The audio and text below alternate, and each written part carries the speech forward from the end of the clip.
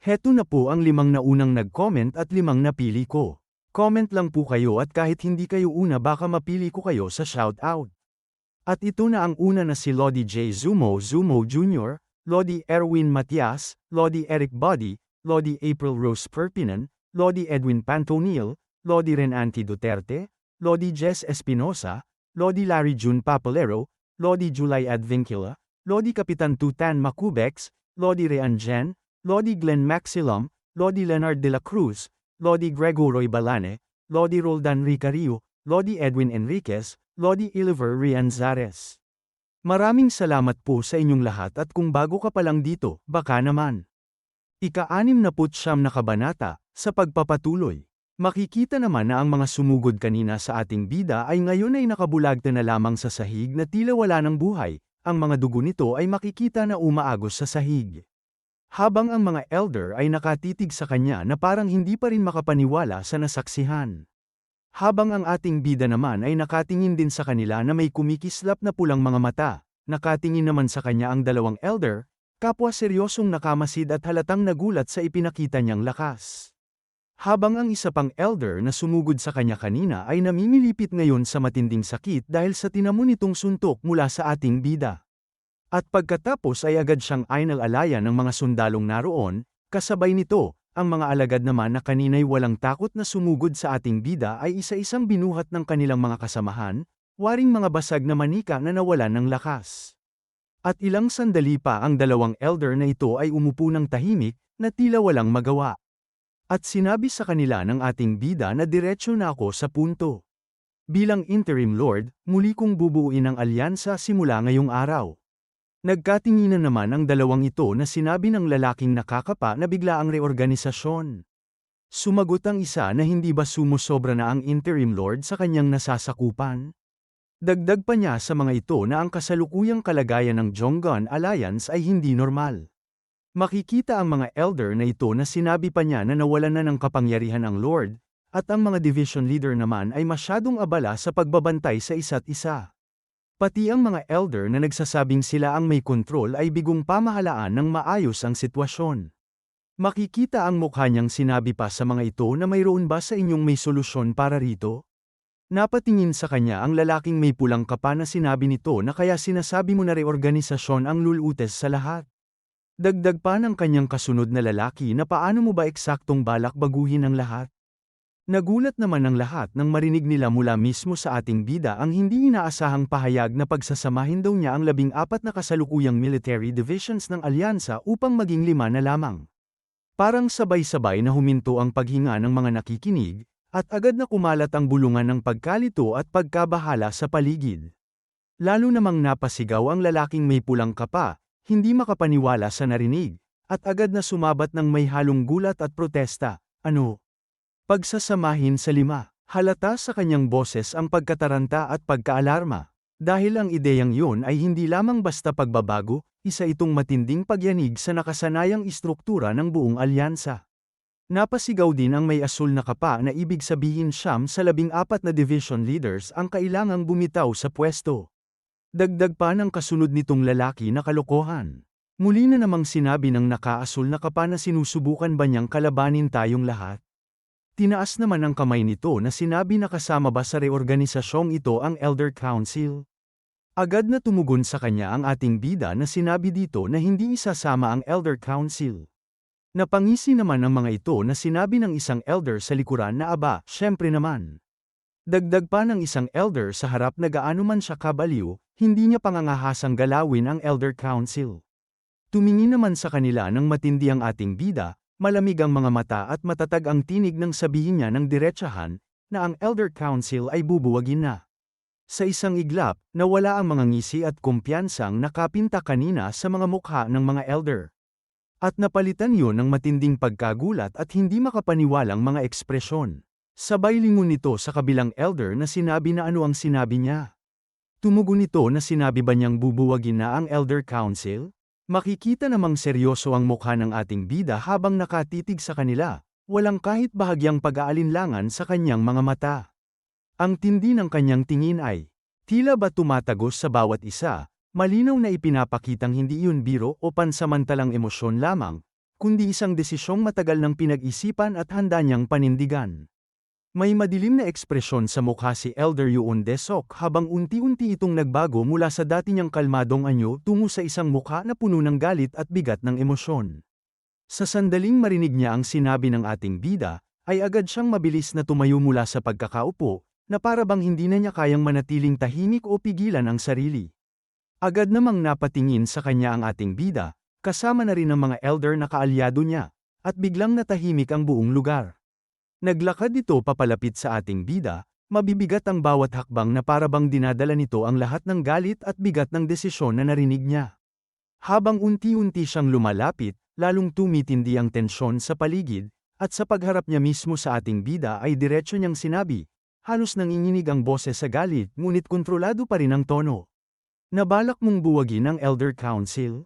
Ngumisi ang ating bida, malamig at may bahagyang panunuya sa ngiti, at diretso niyang tinugon, na oo.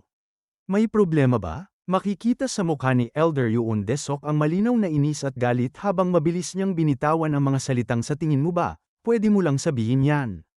At sisagat kami ng, naintindihan namin, halata sa bawat galaw ng kanyang mukha at sa tono ng boses ang matinding pagtutol at kawalang tanggap sa desisyon ng ating bida. Sinabi naman sa kanya ng ating bida na kung gusto niyo pang mabuhay, mas mabuti pang maniwala kayo. Sumagot sa kanya ito na hindi ko alam kung saan mo kinukuha ang lakas ng loob na umasta ng ganyan. Nakangiti ang ating bida sa kanya at sinabi na nagtitiwala ako sa sarili ko. At nagtitiwala ako sa pamilya ng aking sekta. Napangiwi ito ng mukha na sinabi sa kanya na ang tinutukoy mo ba ay ang dalawang walang kwentang bata na hindi man lang alam ang martial arts. Napasimangot naman ng mukha ang ating bida na sinabi sa kanya na kahit hindi nila alam ang martial arts, mas mahalaga pa sila sa inyo. Sa katunayan, ang ihambing sila sa mga basurang gaya nyo ay isang insulto sa kanila. Naglabas ng enerhiya si Elder Yoon Desok at sabay niyang sigaw sa ating bida, sumobra ka na talaga ngayon. Ramdam sa bawat salita at kilos niya ang galit at inis. At pagkatapos ay sumigaw pa si Elder Yoon Desok, puno ng galit at pag-aalipusta, na sinabi na ano pang tinitingnan niyo dyan. Ang mga asong ito ay hinahamak ang buong alyansa. Sa mismong pagkakasabi niya, agad namang tumayo ang lahat ng nakaupo, pinapakita ang kanilang galit at suporta sa kanyang panawagan. Ngunit sa kabila ng tensyon sa paligid, nanatiling seryoso ang mukha ng ating bida, habang si Lady Song Gayon at Mong Hayan ay nakatingin lamang sa mga ito. Makikita ang mga elder na sinabi pa sa isip ni Elder Yoon Desok na ngayon, ito na ang katapusan mo. Pagkatapos namin sa inyo, ang leader naman ang susunod. Nagulat naman si Elder Jin ng isang boses ang napakinggan niya mula sa kanyang likuran na sinasabi na ano ito. Nagsimula kayo ng masayang bagay nang wala ako? Nagtatakang napalingon ng mga tingin ang mga ito sa kanilang likuran. Ito pala ay sila Jokwol na ang ibig sabihin lang nito ay tinapos nila ang mga assassin na nagkulong sa kanila sa formation. Napalaki ng mata si Elder Jin nang makita niya sila na napasabi sa kanyang isip na ano. Paanong nandito sila? Dagdag pa niya sa isip na makikita sila na sigurado ako na ang Black Wind Sect. Huwag mong sabihing natalo sila. Sinabi naman sa kanya ni Mong Hayan na saan ka ba naggagala kanina pa? Napatingin naman sa kanya si Jokwol. At pagkatapos ay pang-aasar pa niyang sinabi na bakit? Na-miss mo ba ako nung wala ako? Muling sinabi sa kanya ni Mong Hayan na hindi. Naisip ko lang yung kasabihan na, maging dumi ng aso ay wala kapag kailangan mo bilang gamot. Naiinis naman sa kanya si Jokwol na napasigaw na ano, dumi ng aso. Napasigaw naman si Elder Yoon Desok, puno ng galit at pagtataka, na sino ang mga taong ito. Ang boses niya ay umalingaw sa paligid, nag-iiwan ng matinding tensyon sa bawat nakarinig. Nakangiti sa kanya ang ating bida na sinabi na simula ngayon, habang nagsisilbi ako bilang interim lord, ang mga disipulong ito ng sekta ang gagawa ng lahat ng mahalagang desisyon ng alyansa kasama ko. May nakakunot na noo si Elder Yoon Desok, malinaw ang pagkabigla at pagkabahala sa kanyang mukha. Kasabay nito si Elder Jin ay tumingin rin ng seryoso at nagtanong ng may halong pagtataka, ano? Masayang napalaki ng mata si Jokwol, sa tuwa at napasabi siya ng o. Ibig bang sabihin ay mga elder na kami ng Jonggan Alliance? Habang ang mga elder naman sa likod niya ay nakasimangot. Sinabi naman sa kanya ng ating bida na interim elders. Napanganga sa tuwa si Jokwol na napasabi na ohuhu. Interim. Muli na namang sinabi sa kanya ni Elder Yuon Desok na sino ang nagbigay sa inyo ng karapatan. Napaseryoso ng mukha sa kanya si Jokwol na tumingin ditong sinabi na bakit. May problema ba kayo rito? Naglakad siya palapit dito na bahagyang napaatras ito na sinasabi pa sa kanya ni Jokwol na kung may isyu kayo. Dapat nating ayusin ito ng maayos. Pinagpawisan si Elder Jin at Elder Yuon Desok na tahimik lang na nakatingin sa kanya. At biglang pumasok naman sa gitna ang alalay ng mga ito na seryosong nakatingin sa kanya. Habang nakatingin sa kanila ang ating bida sinabi sa kanya ni Jokwol na oho. Medyo may galing ka. Dagdag pa niyang sinabi dito na magkaharap sila na pero kahit ganoon, hindi ka dapat basta-basta sumisingit kapag nagsasalita ang mga nakatatanda sa iyo. Na nakatingin lang ito sa kanya. At ilang sandali pa dahil sa nangyari sa kanila kanina ay nanggigil si Jokwol sa mukha ni Elder Jin, na agad na sinunggaban, na ikinagulat ng alagad nito pati na ni Elder Jin. Ngunit mabilis na nakaryak ang lalaki, agad niyang ginamit ang kanyang siko at tinulak si Jokwol. Pabalik. Ang galaw ay eksakto at puno ng puwersa, ipinapakita ang kanyang bilis at reflexes na hindi basta-basta matitinag, habang si Jokwol ay bahagyang naalis sa balanse ngunit nanatiling kalmado at nakatuon. At pagkatapos ay agad siyang gumanti, pinakawalan niya ang isang serye ng malalakas na suntok patungo sa kalaban. Ngunit sa kabila ng bilis at lakas ng mga hampas, agad naman itong naharang ng espada ng kalaban. Agad namang lumipat sa tabi ang mga elder, maingat ngunit mabilis ang kanilang kilos. Tila nagtatakda ng puwang sa paligid upang obserbahan ang labanan ng hindi direktang nakikialam. Habang gumagawa ng suntok si Jokwol napasabi siya sa kanyang isip na akala ko lang ay karaniwan lang ang galing niya. Pero mas malakas pala siya kaysa sa mga elder? Hindi siya basta-basta. Dagdag pa niya ito habang sumusuntok pasugad. At dito na po nagtatapos ang ika-69 na kabanata.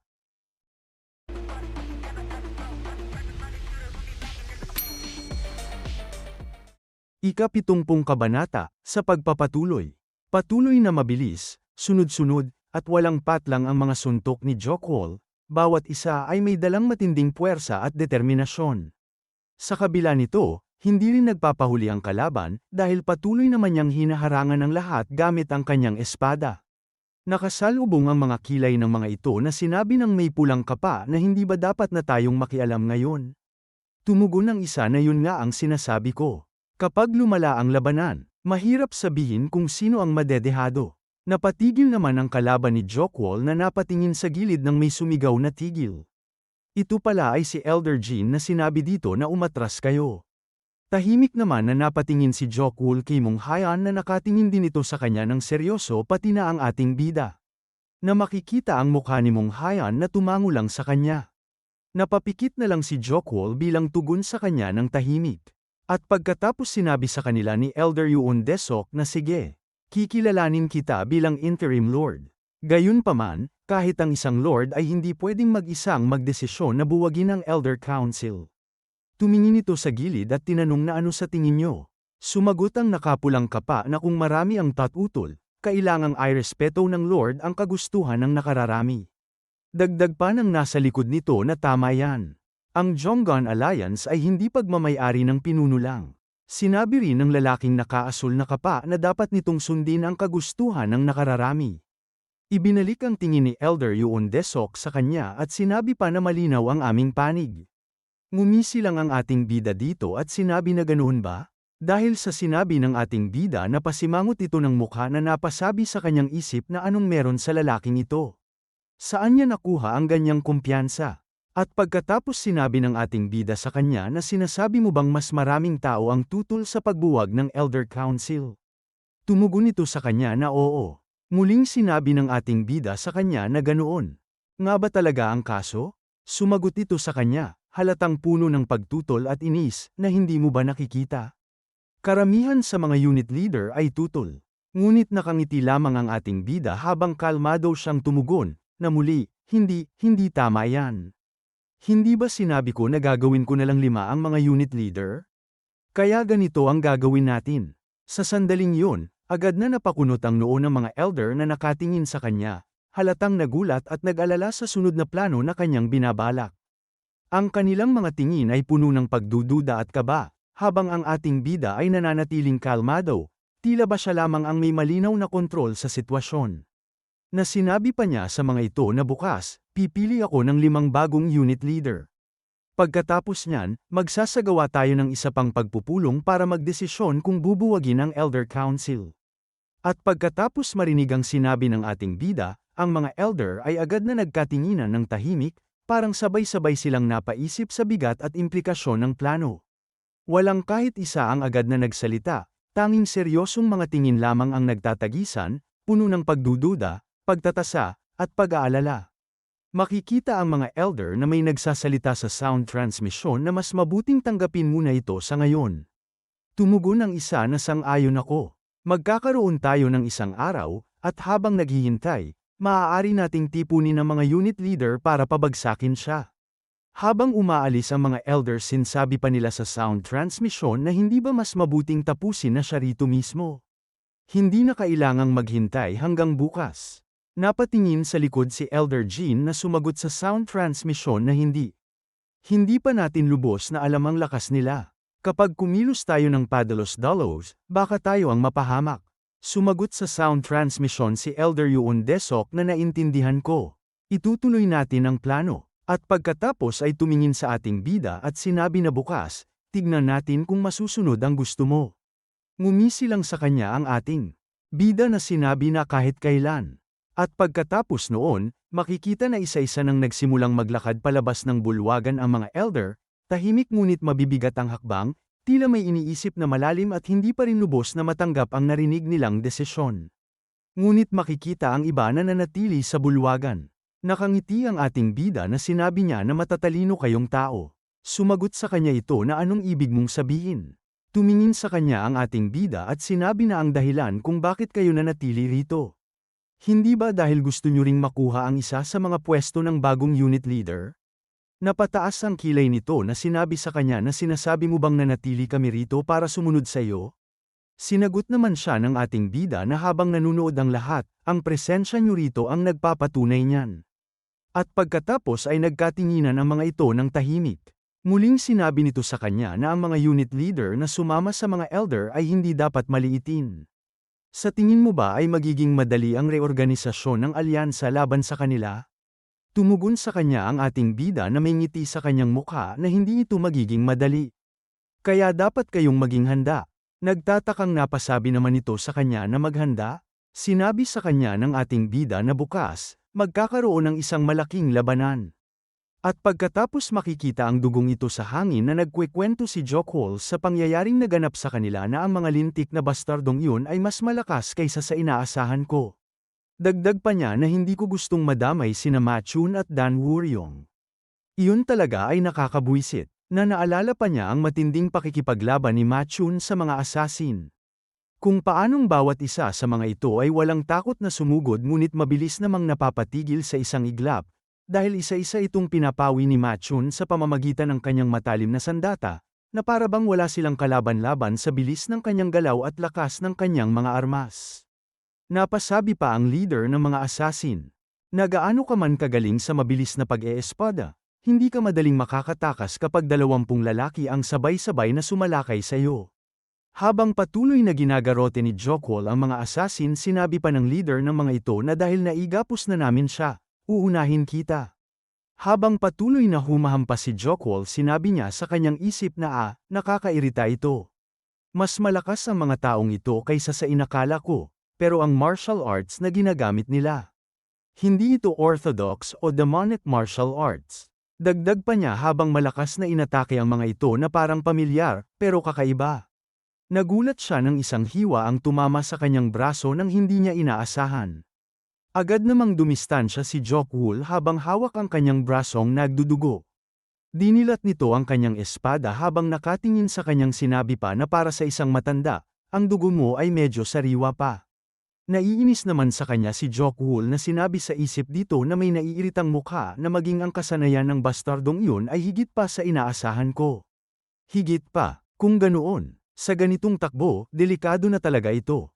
At pagkatapos tumalon sa ere si Jokwol habang nasa himpapawid, mabilis niyang iniipon ang kanyang enerhiya sa palad, at sa buong lakas ay isinigaw ang Wunryang, Nagulat naman ito habang nakatago sa malaking puno.